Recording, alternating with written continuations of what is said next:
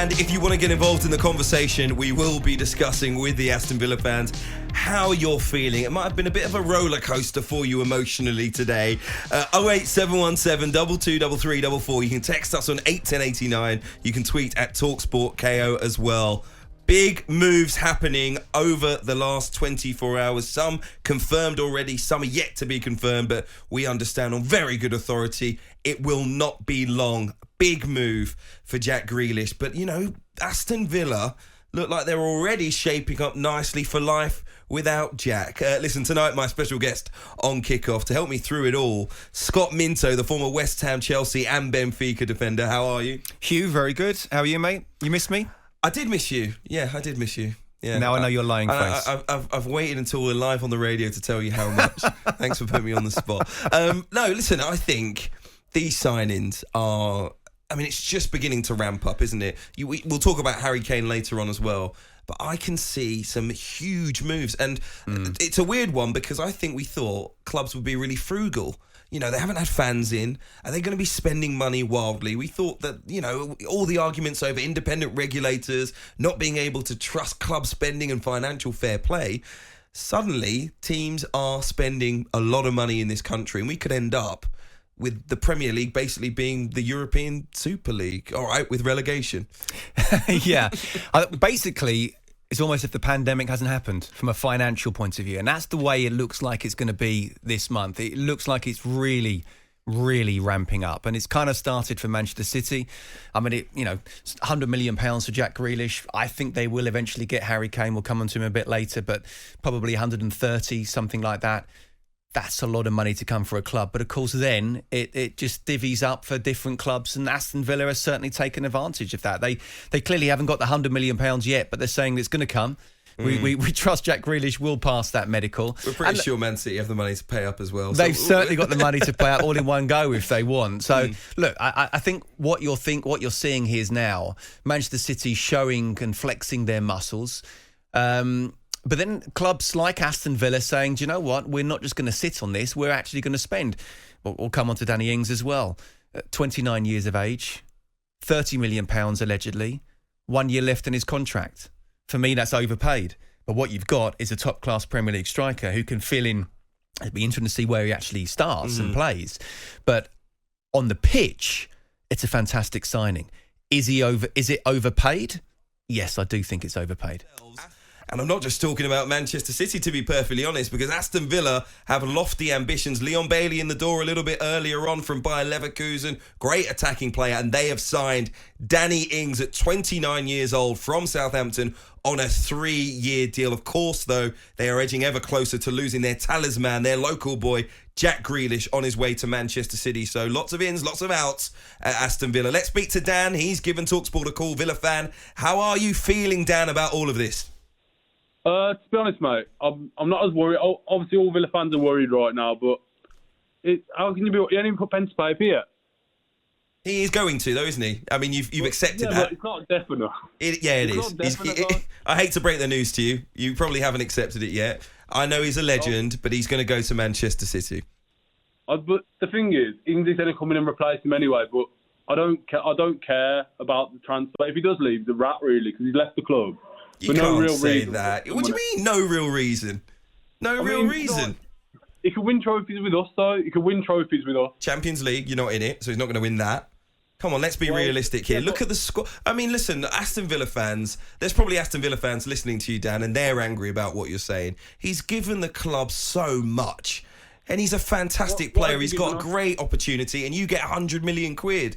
I mean, it couldn't have worked out any better. You can't call him a rat. I mean, 100 million is nothing for a club legend, though, is it?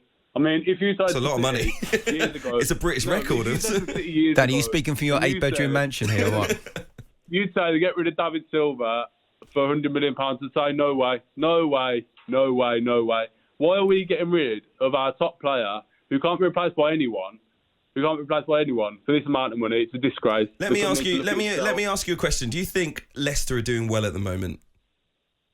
No, not really. Yeah. No, of course They are, do, right? So they sold course. N'Golo Kante, and they sold Riyad Mahrez, and they sold Harry Maguire for big money, and they reinvested in the squad, which Aston Villa, we're seeing they are already doing. It's not like they're banking the money. They've gone out and they're bringing in quality players to Villa Park. And they have gone to another level, Leicester. And you, Aston Villa, could do the same. It might seem painful right now, but it could help propel you to another level. Well, it hasn't. We're getting up in a relegation scrap the way it's going, mate. What? You just signed Danny Ings. Yeah, but Ings has been in a relegation scrap for the last few years.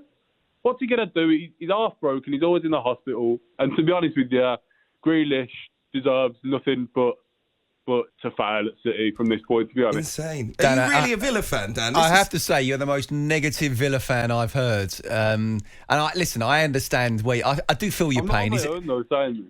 Sorry? I'm not on my own. Other Villa fans have said the same. No, I've heard on talkSPORT Villa fans say, starting to say Jack Grealish, even though others were saying beforehand, look, if he does go, then you can understand. In the way that Spurs fans have been saying that Harry Kane, and now some of them are starting to turn as well. But the bottom line is, if you were in Jack Grealish's position, it doesn't mean he doesn't love Aston Villa, but he's only got a certain amount of time left in his career. And you talk about winning trophies. Villa's a big club. Listen, I remember back in the day, Villa being a massive club and being the European champions. But I also remember just a few years ago covering them in the Championship. So what Villa are doing now, they're doing bit by bit, climbing up. They're realising their star player is wanting to go to the best team there is really in Europe, if not certainly in the country. You can't necessarily deny him that. Only the most ardent Villa fan can. The question is now, what do Villa do with the money? And you have to say they look like they're meaning business in terms of who they're buying and how they're spending. Emi Buendia already in as well. Remember, great creative talent. Could he fill the boots of Jack Grealish? Dan, Villa fan, strong opinion, but thank you for your call. Maybe Bruce, who's also a Villa fan, is feeling a little bit more philosophical about all of this. Good evening, Bruce. Oh, hi. Good evening, Hugh. Good to speak to you, man. And you, how are you feeling about Jack Grealish leaving? Danny Ings coming in, though, to the club, and Leon Bailey as well. Yes, a massive whirlwind, isn't it? So on Jack, I would say, if you ask me yes or no, do I want him to stay at the club, then yes, of course. He's an amazing player. Also, is it going to be a distraction? Has it been a distraction? Yes. Is it going to be, if it's not now, if it's next season, is it a distraction not just for him, but for the whole club? Yes. So if it happens, I'm not saying this with my blessing or that anything other than that, but it may be that there's a silver lining, and it may be that the ball gets forward to Ollie Watkins and possibly Danny Ings, which is also part of the whirlwind, a bit quicker. Because, as we all know, Jack likes to draw a free kick and he's very good at it. But sometimes the ball could get to that front, the danger area quicker. Faster, yeah. Bruce, just to respond to what Dan said, do you hold anything against Jack Grealish for leaving the club? He's kind of made his own. He's made his own rod for his own back by what he came out with less than a year ago. You're unhappy with him as well? No. He's made himself look silly by saying what he did, and then. But he couldn't have known. He couldn't have known someone was going to bid 100 million quid for him. The champions, no less, who've just played in the Champions League final. You can understand for his career, this is an incredible day for him. The whole reason they recontracted at that point was to put in a buyout clause, in my opinion. I wasn't privy to the negotiations, obviously, but the whole reason they renegotiated at that point was to put in the buyout clause, which has then been triggered. Well, I think... Go on, Scott. No, I was just going to say, and I agree. I mean, maybe you could argue, or Jack's sort of agent could argue that actually, in a way, they looked after Aston Villa because he did sign that contract, the longer contract, when he didn't necessarily need to, and therefore inserted a higher clause. When really, he could have just ran it down, and Aston Villa would have got a lot less money now if he hadn't have signed it. You can argue, of course, he'd be on more money because of that. Yeah, fine. But we know I've spoken to Jack on several occasions. Really level-headed guy in terms of there's not many professional footballers, high-profile professional footballers who literally go out there and play as if they're playing down the park with their mates. He still has that ability to do that. And he loves Aston Villa. He'll never stop loving Aston Villa, I'm sure. But actually what he did by signing that contract was give Villa an insurance policy to therefore then receive £100 million. With respect to Aston Villa, as big a club as it is and as passionate as the fans are, they are not even a top 4, top 6, trying to get into top 8. You've got the best team, as Hugh was saying, in Europe. Well, I could argue Chelsea are.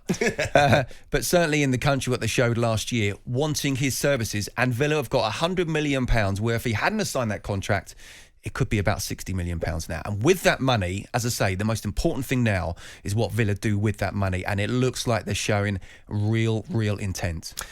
Aston Villa fans, let us know how you're feeling about this. You've signed Danny Ings, you've signed Leon Bailey, highly rated from Bayer Leverkusen. You've already got Emi Buendia and Ashley Young, of course, earlier on this summer, but you're losing Jack Grealish. Southampton, you've lost your main goal scorer in the shape of Danny Ings. He is signed for Aston Villa. How are you feeling about it? And Manchester City fans, you're getting a lot of stick at the moment. You must be happy for signing Jack Grealish. 08717 22 3344. Kick-off with Hugh Wozencroft. Tuesday to Thursday night, 7 till 10. On AM, on DAB, via the talkSPORT app and on your smart speaker. talkSPORT.